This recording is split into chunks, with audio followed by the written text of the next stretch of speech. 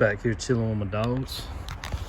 What's up, y'all? Welcome back to the Joe Dirt Racing YouTube channel. On this video, we're going to be going over changing the springs on the G8 from the lowering springs back to the stock springs. And we also get some front runners in for the car, so I'll show you those and get you a weight on them. Appreciate y'all watching. Check it out. All right, this is the front with the H&Rs. We're about 26 3/4.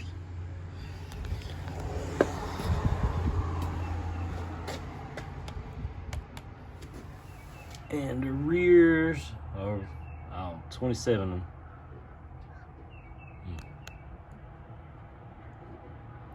I don't know, about 27 5/8. And that's with the H&R springs front and back. As y'all can tell, it cut the tire bad. Chewed the tire up really bad whenever we launched.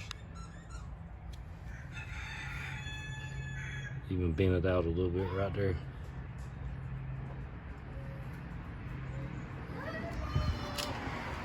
But we're gonna try, we're gonna put some stock springs on it.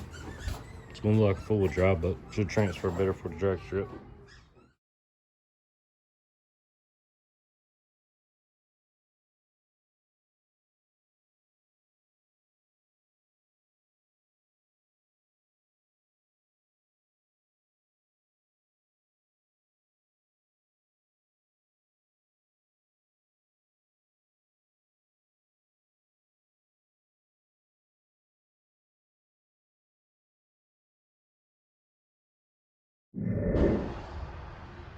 Finally got these stock struts and springs back in the back.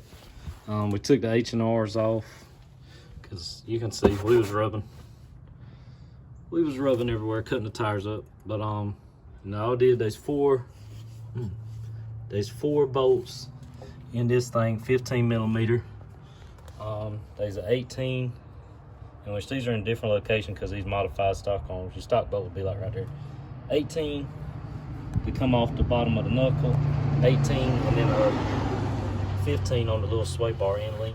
And this will drop down and you can pull your strut out. Pretty straightforward, easy job. And I couldn't find no used front ones, so I'm just gonna order a new front strut. We got our stock springs on our new GM struts and our Super Pro bushings. There's the part number for the Super Pro bushings. And then there's, just the strut spring compressors, what we use to take them apart. And I didn't mark them whenever I took them apart, so I had to look up online and see. So this is how the strut's sitting in the car. You want your mark, if it's gonna focus. Your mark right there on your top, like your top hat or whatever you want to call it. You want it facing towards the motor. Race Star wheels came in yesterday from Summit, 17 by 4.5. I was gonna get RC comps to match the back, but them things are high. They're like 930 something a piece. So ended up just was looking online, browsing, and seen these for 118. I ain't sure if they're discontinued or on sale or what, but ended up getting them from Summit. So 250 for two wheel shit. And we're gonna put our 27 4.5 Phoenixes on them so we can have us some front runners on the car. Be a lot lighter than the 20s. All right, y'all, we're on the way to the tire shop to draw the tires off to get mounted. Back from getting the tires mounted. On my back wheels, on the Hoosiers, because these have white letters on both sides, these Phoenixes. On the Hoosiers, they got just a black wall and then white wall side, or white letter side, not white wall. But on this, trying to do this one hand. Got me a little toothbrush, some brake cleaner. So just do like that, it'll come right off. And wipe it off. See, that's how I'm gonna take all the white off. I'm gonna finish doing that. I'll show you a picture at the end.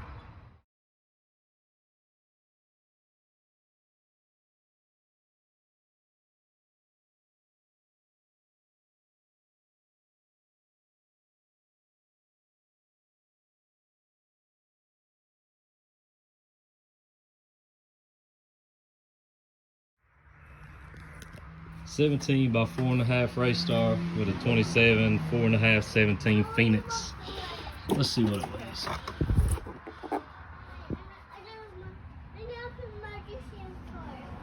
31.9.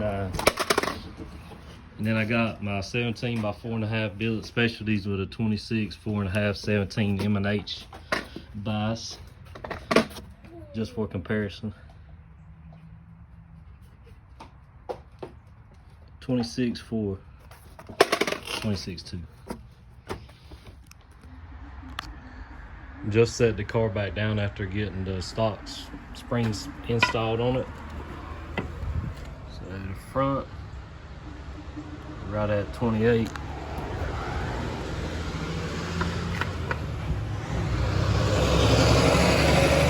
Rear about 29.25. You can definitely tell it lifted the car back up a lot.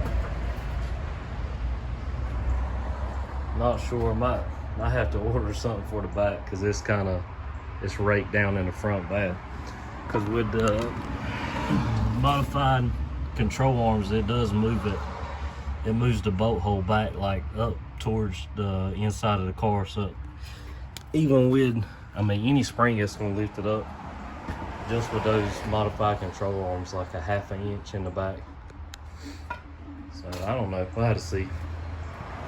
The gap with the 27s in the front don't look too bad.